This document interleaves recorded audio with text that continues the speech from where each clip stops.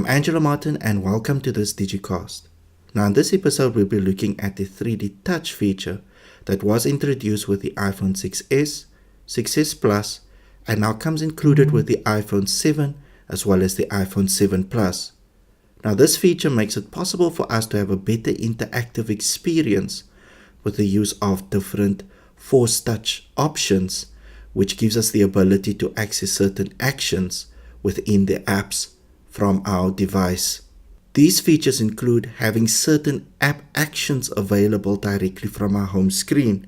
Also, having quick access to certain functions on our device, such as our app switcher, as well as having better interactive features within our control center, as well as our notification center.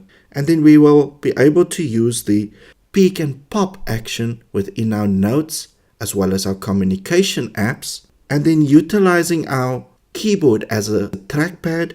And we also have the ability to animate our live photos that were taken on our device. So let's get into using our 3D Touch feature. So here I'm on my device and I'm currently using an iPhone 7.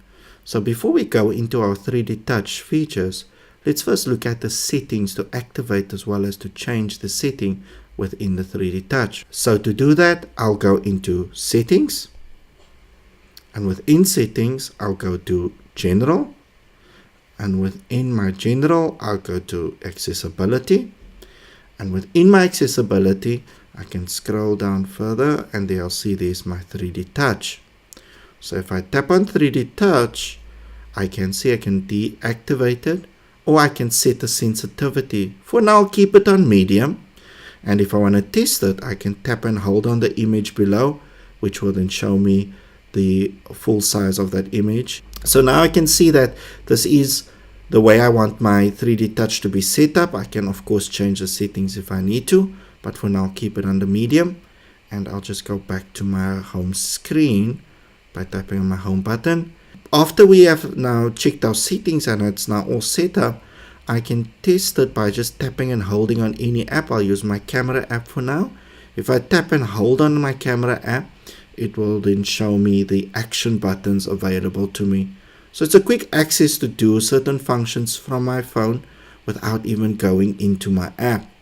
So if I should go into my mail app, you can see that it gives me some functions that I can do directly from my home screen.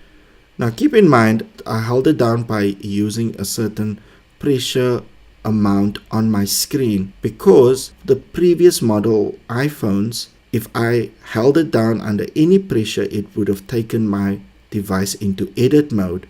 But now using the iPhone 6s or the 7, there's certain pressure amounts that does different functions. In other words, if I should hold hard and long on any of my apps, it will take me into the 3D Touch. Whereas if I should lightly hold on the app, it will put it into edit mode. So that is how I can change from the one function into the next by using my pressure sensitivity. Let's look into some of the other functions, such as having the ability to access our app switcher quicker. Now the default way to access our app switcher, we just double tap on the home button, which will take us into our app switcher. However, using the 3D Touch, we just tap and hold on the left hand side of our device, which will also take us into our app switcher. But besides going into our app switcher, we can also do the 3D Touch to use our app switcher, and if we slide our finger from left to right, will take us into the previous app. Let's look at additional functions we can use, such as having additional interaction within my notification as well as my control center. So to access my notification, I can just tap and hold at the top and drag down. I'm in my notification center and I can respond to messages directly from my notification center without even going into my messages app. Here I can see there's a message here. I can tap hold and I can then respond to it directly. I'll just say no thanks.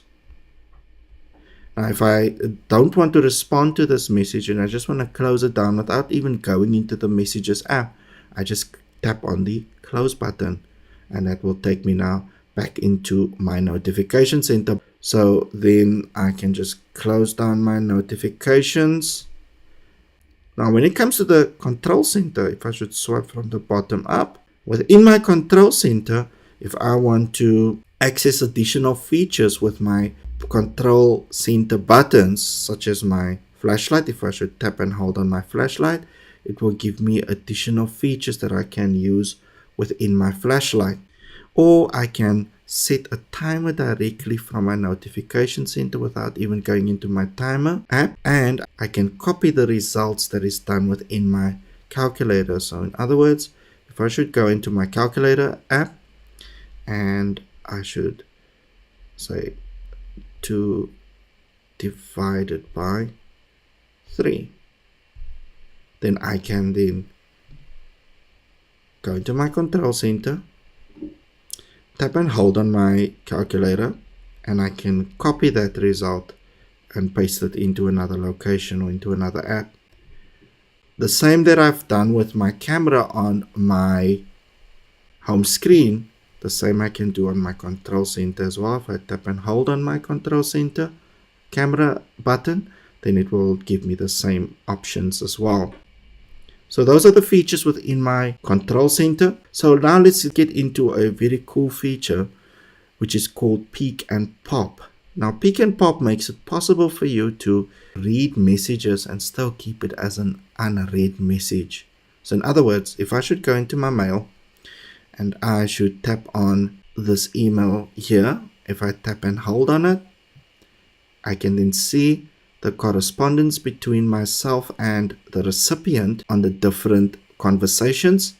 I can also drag the email upwards, which will give me the option to respond to it, to forward it, to mark it, to notify, or even to move the message to a different folder within my mailbox or other mailboxes. So that is what Peek and Pop allows me to do. And even if I read the message, it will still show that it's an unread message. So making it pretty useful even with applications like my messages or even third-party apps like WhatsApp. So if I should go into WhatsApp and I tap and hold on any of the messages, there I can see it opens it, and I can drag up further and it will give me the actions I can then do within that app. So if I go back out, I can see that it's still as an unread message.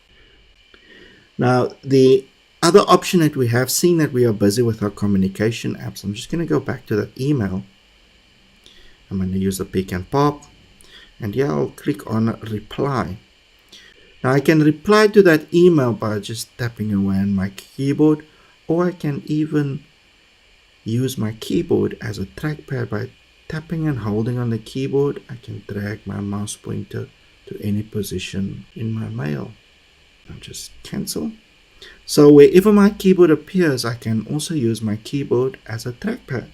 Now, one of the other features that is quite useful with the iPhone 7 and 6s is the ability to animate our live photos.